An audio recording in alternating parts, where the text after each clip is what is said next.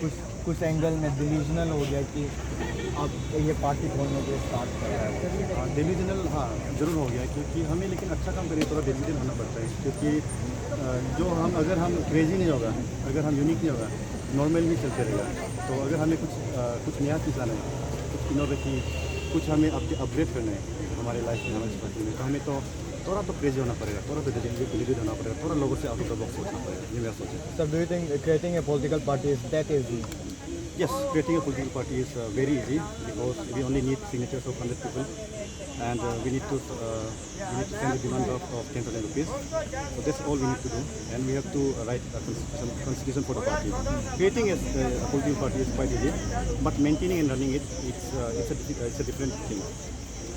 क्या आपको नहीं लगता है कि आप जो नल एंड वोइड को सपोर्ट करेंगे, you only supporting certain section of society, जो ऑफिसर्स हैं उन लोगों ने भी उतना ही मेहनत किया, बिकॉज डायरेक्ट आप बोल रहे हैं कि नल एंड वोइड करेगा, लेकिन इसका भी तो कुछ सोल्यूशन होना पड़ेगा। सोल्यूशन जी सही बात है। हमें एक्चुअली कहते कि इक्वलिटी पे बिलीव करना है, और मैं तो इक्वलिटी में बिलीव नहीं करता। मेरा अपना ओपिनियन है, इक्वलिटी में बिलीव नहीं करता हूँ। इक्विटी पे बिलीव करता हूँ, तो इक्विटी मतलब जस्टिस होता है, तो मैं जस्टिस पे बिलीव करता हूँ। तो इक्वलिटी सही है, कुछ सिनेरियोस में इक्वलिटी चाहिए, लेकिन जस्टिस प्रिवेल होना है। तो जस्टिस यहाँ पे अगर हम जो न्यूज़ सेक्रेटर बनेगा, तो जस्टिस जो है नहीं हो रहा है, तो हमें कुछ तो एक्शन लेना पड़ेगा। मेरा तो आपको पता है डीसी के साथ मैंने क्या बोला था, मेरा अपना ओपिनियन नहीं है। नल एंड वोइड के ऊपर मेरा ओपिनियन नहीं था, ना प्रो है ना एंटी है, अगेंस्ट है, मेरा तो अपना ओपिनियन नहीं था। लेकिन मैंने ये स्टैंड क्यों लिया, नल एंड वोइड कराना करके स्टैंड क्यों लिया, क्योंकि बाद में मैंने एनालाइज किया, और बाद में सोचा कि एक तो स्टैंड लेना पड़ेगा। अगर हम बोले कि नो कमेंट नो ओपिनियन, तो फिर वो लग रहा है कि कुछ तो उसमें कमी है। तो मैंने सोचा कि इसके नल एंड वोइड के प्रो में मैं सपोर्ट स्टैंड करूँगा। और आपका जो सवाल है, इसमें इंजस्टिस हो रहा है क्या? जेन्युइन ऑफिसर के साथ, जो कि जेन्युइन मीन से जॉब मिला है अपने हार्ड वर्क से, तो उनके साथ इंजस्टिस हो रहा है, सही बात है।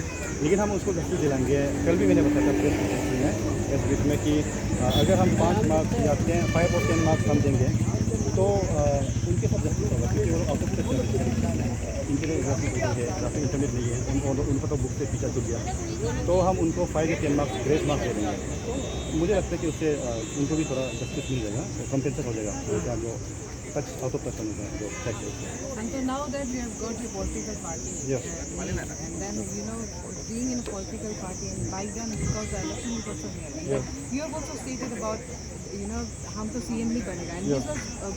this has gone controversial topic. So what would you elaborate or say on that? Yes, I will definitely be the PM of this party if this party comes to power. There are no two ways about it. So I will be the CM for 6 months, because according to Article 164, a person can become the CM of a state for a period not exceeding 6 months. So there is a provision in the Constitution for this. So what was your question? So I just thought that this has gone controversial because everybody is telling कि CM बनना easy नहीं है, और आपने कहा कि 6 months के लिए आप CM बनोगे, तो sir please elaborate on this topic. Please उसको और थोड़ा बताइए कि आपको क्या लगता है कि आप कैसे CM means I will become CM using the provision of Article 164. So do you think that this will ये आगे जाएगा अगर ये use करोगे तो आप- Definitely, because I will not be the permanent CM. I will be a temporary CM, because I have made some commitments, and for me, commitment is commitment. So if I have made a commitment, I have to fulfill it. So I will be the CM for 6 months, and in the first 3 months, I will fulfill these two commitments, which are fulfillment of 15-point demands and repeal of the APOAPA 2014. I will do that first, and in the remaining 3 months, I will do some development activities. If I become the CM. So after 6 months, I will resign, because a person who has not contested in an election cannot become CM for more than 6 months. So I have to definitely resign. What are your thoughts on new form political party? आपने कैसे registered and then how would you take further to this political party? Yeah, registration is quite easy. We just need signatures or affidavits of 100 people, 100 legal or valid voters, and we have to submit a demand of 10,000 rupees to the Election Commission of India. So registration is quite simple, and if you are asking me or us about what we will be doing in the future, we will first, as I told you earlier, we will first address these two issues, these two commitments.